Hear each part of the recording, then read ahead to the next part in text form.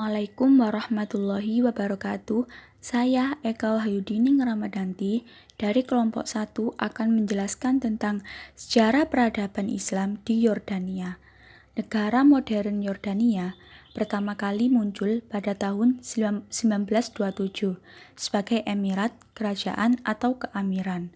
Transyordan yang didorong oleh pemerintahan Inggris untuk melepaskan diri dari Kesultanan Turki Utsmani. Jauh sebelum Turki Utsmani menguasai wilayah ini, Yordan adalah daerah tua yang sudah diduduki bangsa-bangsa penguasa tua secara bergantian, seperti Assyria, Chaldea, Mesir, dan Persia, yang kemudian oleh Alexander Agung tahun 336 sampai 323 sebelum Masehi, dilanjutkan oleh orang-orang Romawi tahun 36 sebelum Masehi.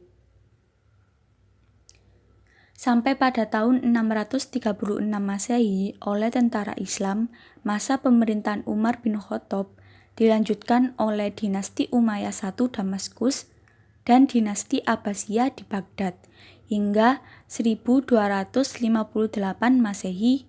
Kemudian warisan kekhalifahan akhirnya dipegang oleh Kesultanan Utsmaniyah. Yordania memiliki luas wilayah sebesar 89.342 km persegi dengan jumlah penduduk sebanyak 10.248.069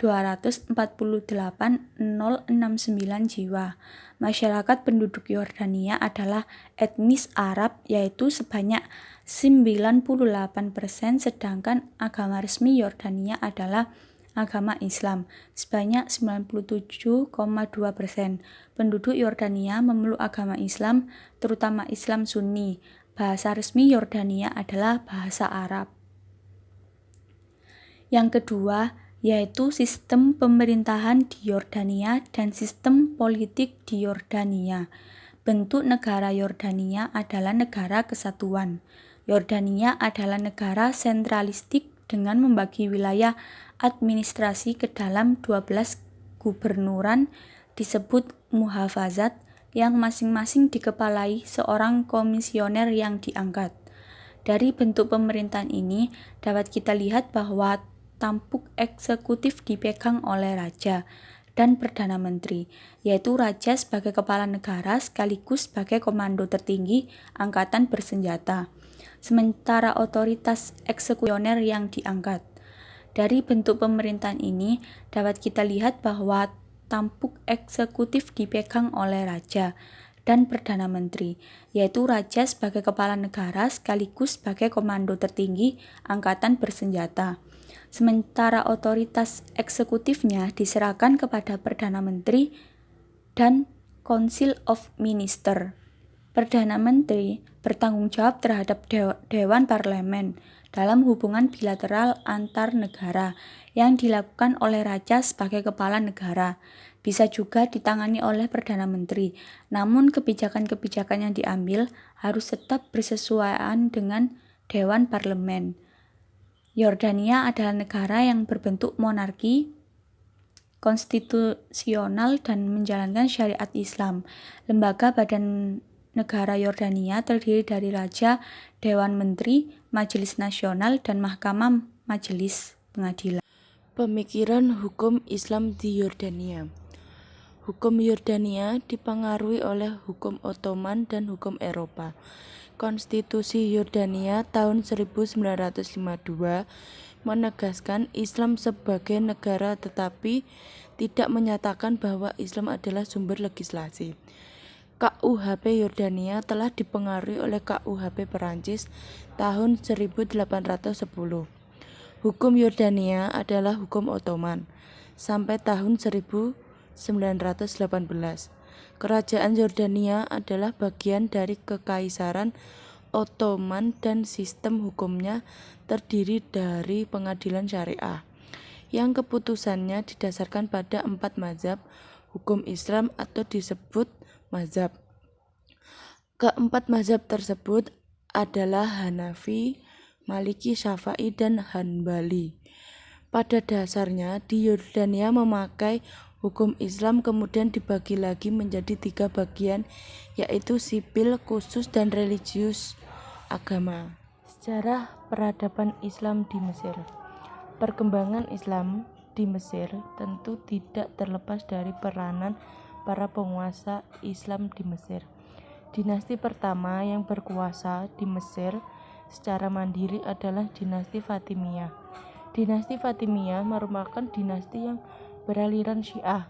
Dinasti ini didirikan di Tunisia pada tahun 909 Masehi. 11 sebagai tandingan bagi penguasa dunia muslim saat itu yang berkuasa di Baghdad, yaitu Bani Abbasiyah. Dinasti Fatimiyah didirikan oleh Said ibnu Husain. Islam mencapai kejayaannya di Mesir pada masa Khalifah yang kelima Abu Mansur Nizar al-Aziz pada tahun 975 sampai 996 Masehi. Dan sistem politik Mesir. Sistem pemerintahan yang dianut oleh Mesir adalah republik dan presiden sebagai kepala negara.